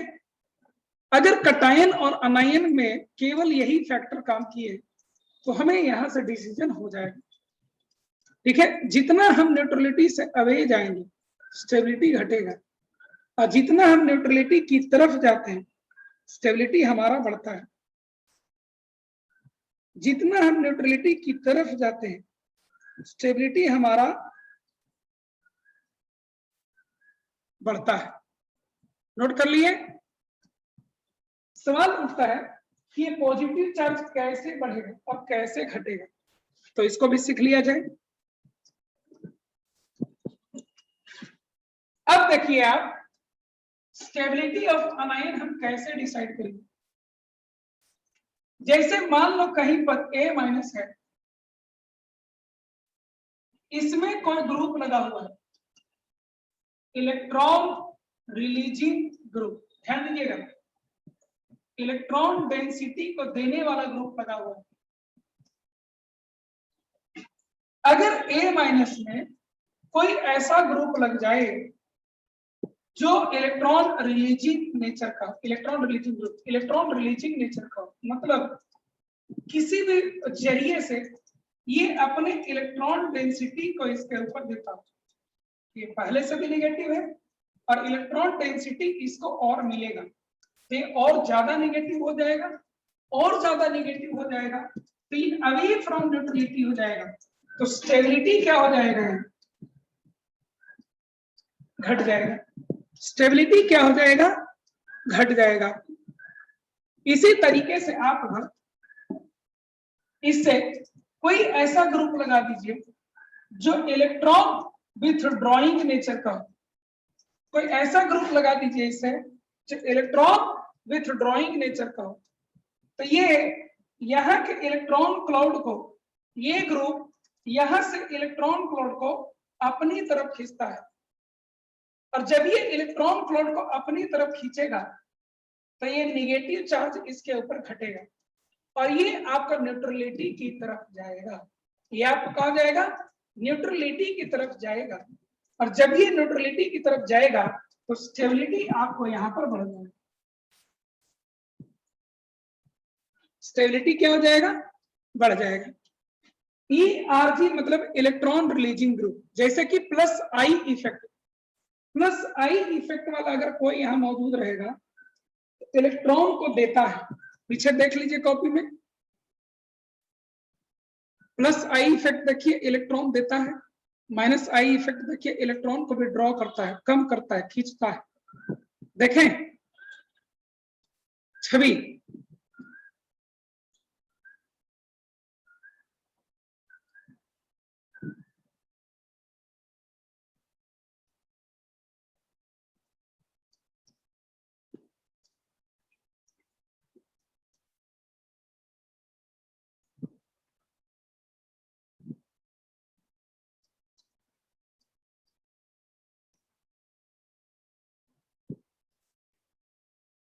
हो गया, हो गया। अब इसी के अपोजिट देखिए,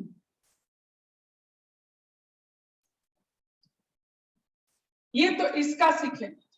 अगर कहीं पर बी पॉजिटिव होता यानी कटायन होता, ऐसे केस में इलेक्ट्रॉन रिलीजिंग ग्रुप अगर लगा दे तो electron releasing group electron release करके इसको देगा, और इस पॉजिटिव चार्ज को जब इलेक्ट्रॉन मिलेगा तो कुछ न्यूट्रलाइज होगा, न्यूट्रलिटी की तरफ जाएगा, जीरो की तरफ जाएगा। तो स्टेबिलिटी आपको इस केस में क्या होगा, इंक्रीज करेगा। स्टेबिलिटी इस केस में क्या करेगा, आपको इंक्रीज करेगा, ठीक है। और अगर आप इसे कोई इलेक्ट्रॉन विड्रॉइंग ग्रुप लगा दीजिए, कोई भी इलेक्ट्रॉन विड्रॉइंग ग्रुप लगा दीजिए जो इसके इलेक्ट्रॉन फ्लोट को खींच ले अपनी तरफ, इलेक्ट्रॉन फ्लोट खींच लीजिएगा तो ये और ज्यादा ना पॉजिटिव हो जाएगा, यानी कि न्यूट्रलिटी से ये दूर जा रहा है, और ऐसे केस में स्टेबिलिटी आपको क्या होगा, डिक्रीज करेगा। स्टेबिलिटी क्या होगा, डिक्रीज करेगा। इसको एक बार दिमाग में आप बैठा लीजिए, सारा चीज ऑर्गेनिक में चार्ज वगैरह इसी के हिसाब से स्टेबिलिटी डिसाइड करिए। मेरा नियम हर समय नहीं बदलता है, एक बार जो सीखे हैं सभी जगह लगभग वही इस्तेमाल होते रहेगा।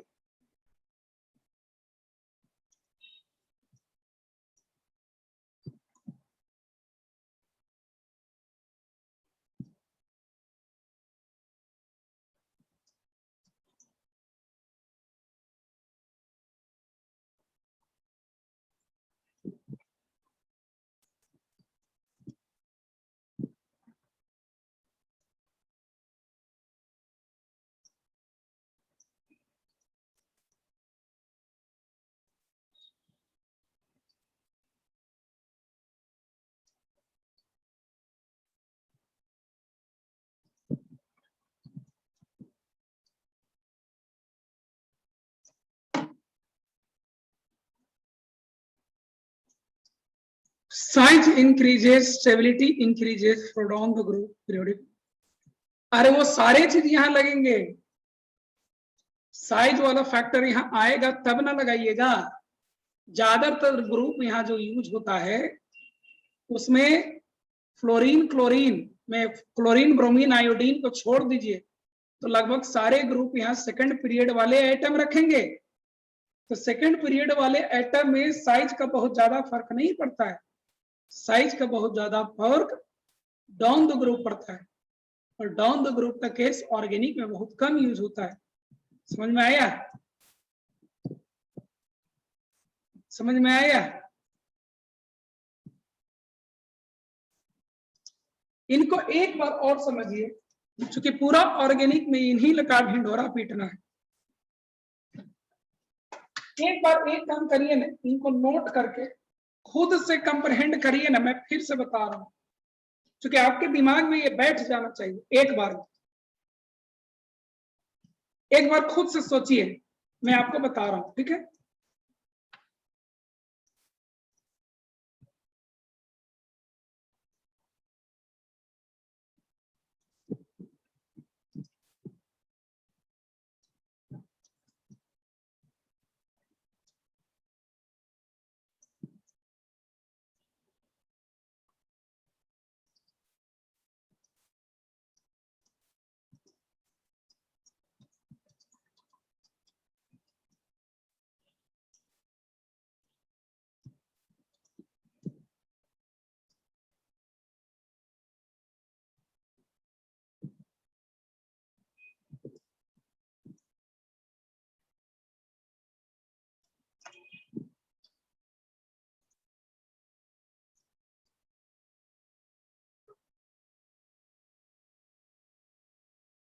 देख लिए, एक बार और समझिए।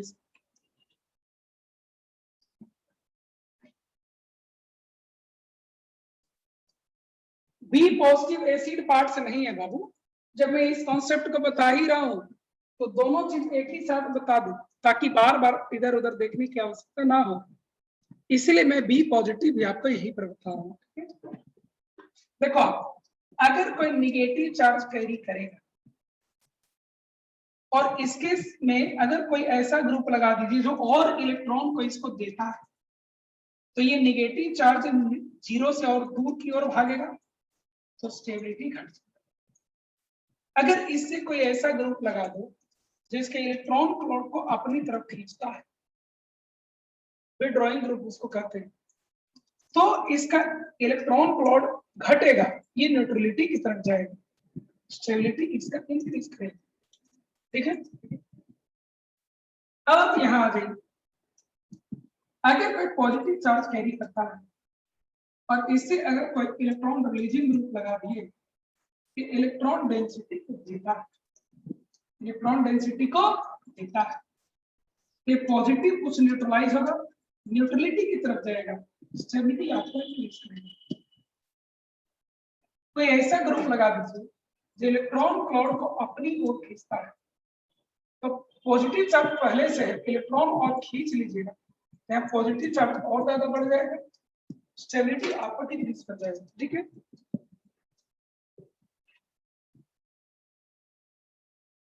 हो गया। चलिए इसको अब हम लोग एग्जाम्पल की तरह यूज करते हैं, नोट कर लिया आप लोग, एग्जाम्पल की तरह आप यूज करते हैं।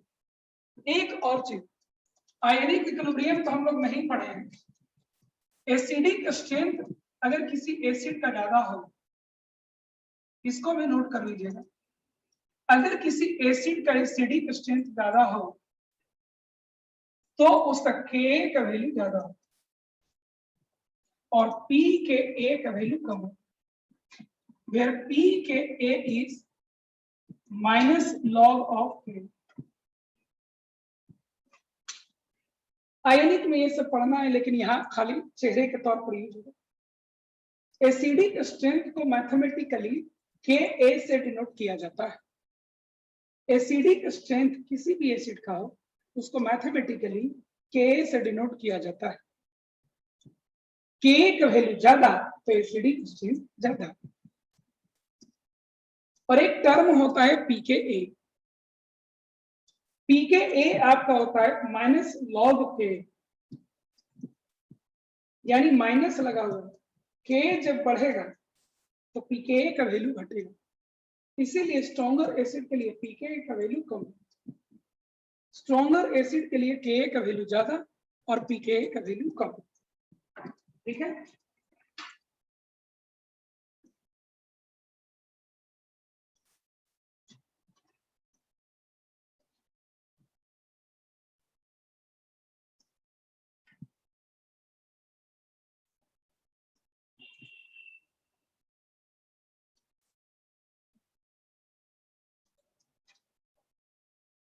हो गया।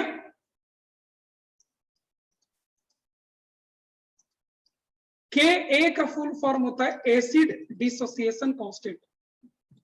एसिड डिसोसिएशन कांस्टेंट ये सब आयोनिक इक्विलिब्रियम में पढ़ा गया। ठीक है, ये सब आपको आयोनिक इक्विलिब्रियम में पढ़ना होता है।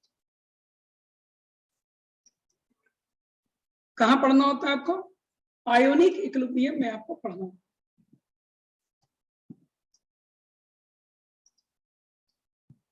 ठीक है,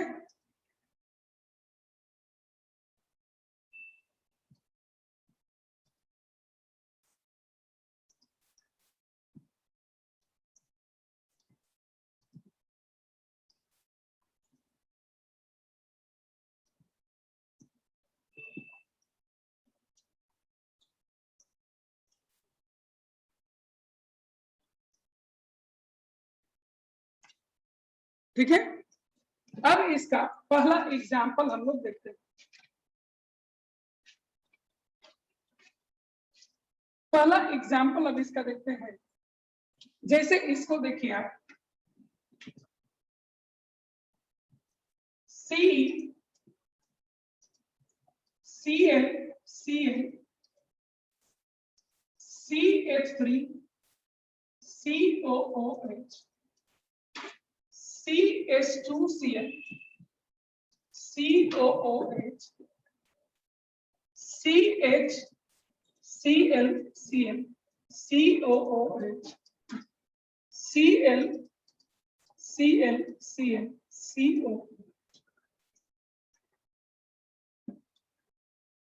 आपको रियल एग्जाम में क्वेश्चन आता है कि इनके एसिडिक स्ट्रेंथ का ऑर्डर क्या होगा।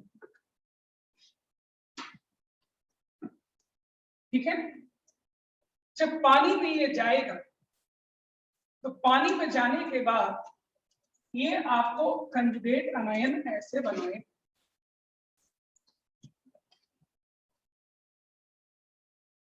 बनाएगा कि नहीं बनाएगा। अब आप देखिए यहां से आगे जाने में क्या चेंज किया गया। क्लोरीन यहां 1 है, यहां 2 है और यहां आपको 3 ग्रुप लगाए हैं। क्लोरीन क्या शो करता है, आज ही मैं आपको सिखाया हूं, -I इफेक्ट शो करता है। क्या शो करता है, -I इफेक्ट शो करता है। -I इफेक्ट का मतलब क्या होता है कि अगर कहीं पर माइनस ये है और -I यानी इसके इलेक्ट्रॉन को और खींच लीजिएगा, इलेक्ट्रॉन यहाँ पर और कम हो जाएगा तो स्टेबिलिटी बढ़ेगा, यानी यहां से यहां जाइएगा तो स्टेबिलिटी बढ़ेगा, और ज्यादा स्टेबिलिटी होगा, और ज्यादा स्टेबिलिटी होगा। जो ज्यादा स्टेबल होगा वो ज्यादा बनेगा, एसिडिक स्ट्रेंथ ज्यादा होगा। और इसी कारण से इसमें एसिडिक स्ट्रेंथ का ऑर्डर ये इनका होगा, इससे ज्यादा एसिडिक, इससे ज्यादा ये और इससे ज्यादा ये एसिडिक आपको होता है। एक बार खुद से कंप्रहेंड करिए आप लोग।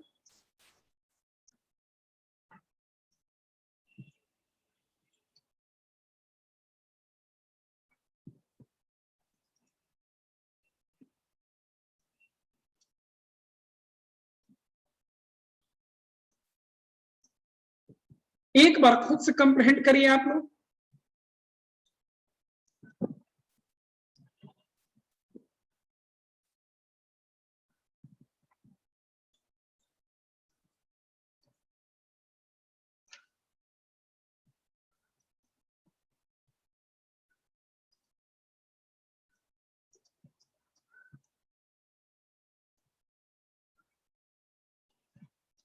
कर लिए, एक और एग्जांपल देखिए।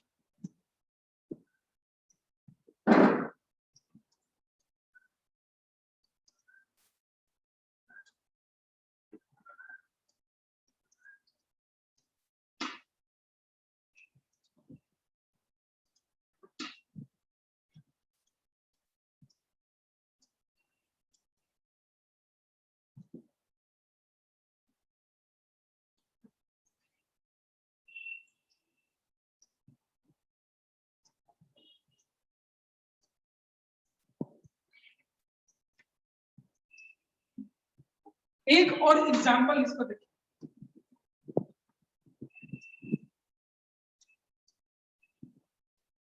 देखिए आप, -I इफेक्ट यहां भी, यहां भी, लेकिन यहां भी, यहां जो इससे ये ज्यादा नजदीक है, यानी -I इफेक्ट ज्यादा शो करे, एसिडिक स्ट्रेंथ ज्यादा हो, इससे ये थोड़ा दूर चला गया।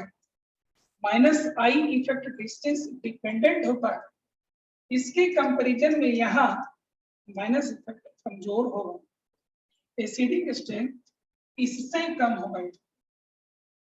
इससे और यहाँ देखिए थोड़ा सा ये ग्रुप और दूर चला गया, यानी कि -I इफेक्ट इसका इसके ऊपर और कम पड़ेगा, और इसीलिए एसिडिक स्ट्रेंथ यहाँ और कम हो जाएगा, और एसिडिक स्ट्रेंथ का ऑर्डर आपको ये हो जाएगा, एसिडिक स्ट्रेंथ का ऑर्डर आपको ये हो जाएगा। ठीक है, और एग्जाम्पल देखिए।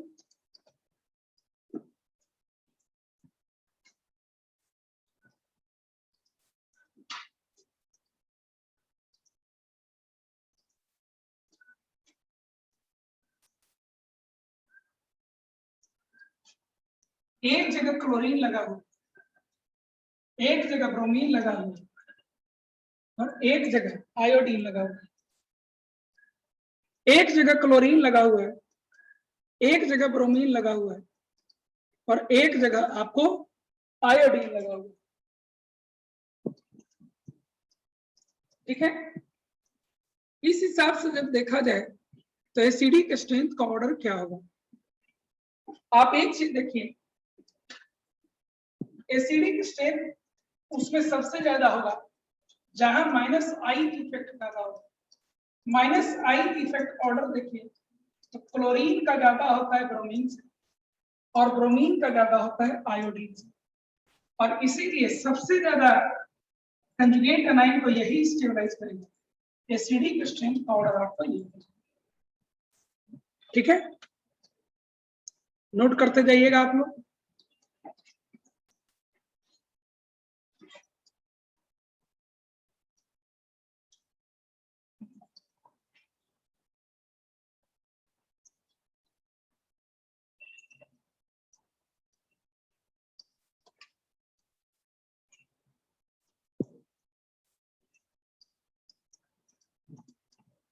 ठीक है, अगर इसको देखिए आप,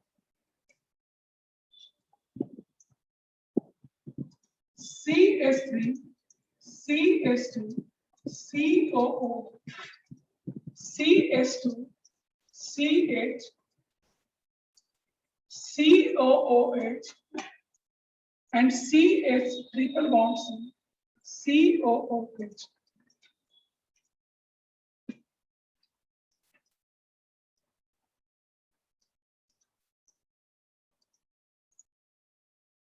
अगर इनको हम देखें तो माइनस आई इफेक्ट सबसे ज्यादा इस केस में, यहां भी माइनस आई है लेकिन ये आपका प्लस आई, इससे ज्यादा माइनस आई ए ग्रुप शो करता है, इसलिए सबसे ज्यादा एसिडिक आपका ये होता है। ये इनके एसिडिक स्ट्रेंथ का ऑर्डर। ठीक है, ये इनके एसिडिक स्ट्रेंथ का ऑर्डर। और एक वेरी वेरी इंपॉर्टेंट देखते हैं जो क्लास 12 में बोर्ड बुक में भी आते रहता है,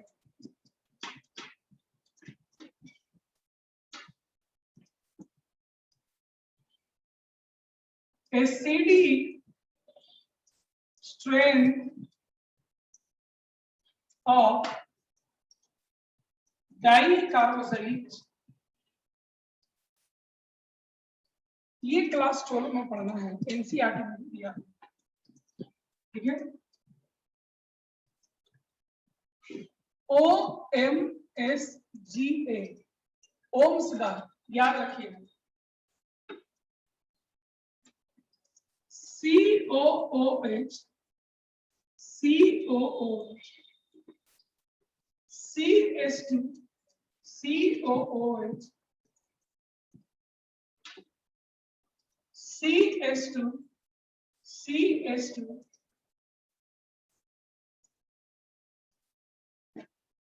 CH2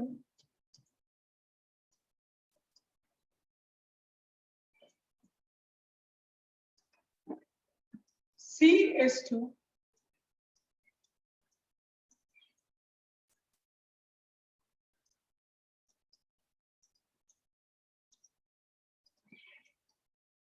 ठीक है,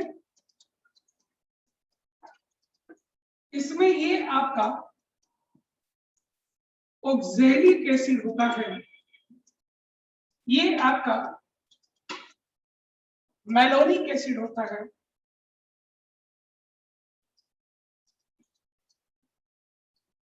ये आपका एस सक्सीनिक एसिड होता है, ये आपका ग्लूटेरिक एसिड होता है, और ये आपका एडीपिक एसिड होता है। क्या होता है आपका? एडीपिक एसिड होता है। आज इसी को करके हम रोक देंगे। ठीक है, अब इनके एसिडिक स्ट्रेंथ का ऑर्डर क्या है? अब इनके एसिडिक स्ट्रेंथ का ऑर्डर क्या होगा? ठीक है, तो सभी जगह लगे हुए हैं, इस पर इस ग्रुप का इफेक्ट देखिए, ये माइनस आई इफेक्ट शो करेगा, यानी कि ये इसके एसिडिक स्ट्रेंथ को बढ़ाएगा। यहां पर आइए एक डिस्टेंस और बढ़ा दिए, एसिडिक स्ट्रेंथ बढ़ाएगा लेकिन कम बढ़ाएगा, और डिस्टेंस बढ़ाए और कम बढ़ाएगा, और डिस्टेंस बढ़ाए और कम बढ़ाएगा एसिडिक स्ट्रेंथ, और डिस्टेंस बढ़ गया और एसिडिक स्ट्रेंथ कम होगा, यानी सबसे ज्यादा एसिडिक ये होगा। यही इनके एसिडिक स्ट्रेंथ का, यही इनके एसिडिक स्ट्रेंथ का करेक्ट ऑर्डर है। O for oxalic, M for malonic, S for succinic, G for glutaric and A for adipic acid. ठीक है, आज मैं यहाँ पर रुकता हूं। असाइनमेंट जो दिया हुआ था वो नेक्स्ट डे डिस्कस करेंगे। ठीक है, आज हो सकता है कि ये ऑनलाइन वीडियो आपको नहीं मिल पाएगा। ठीक है, थैंक यू।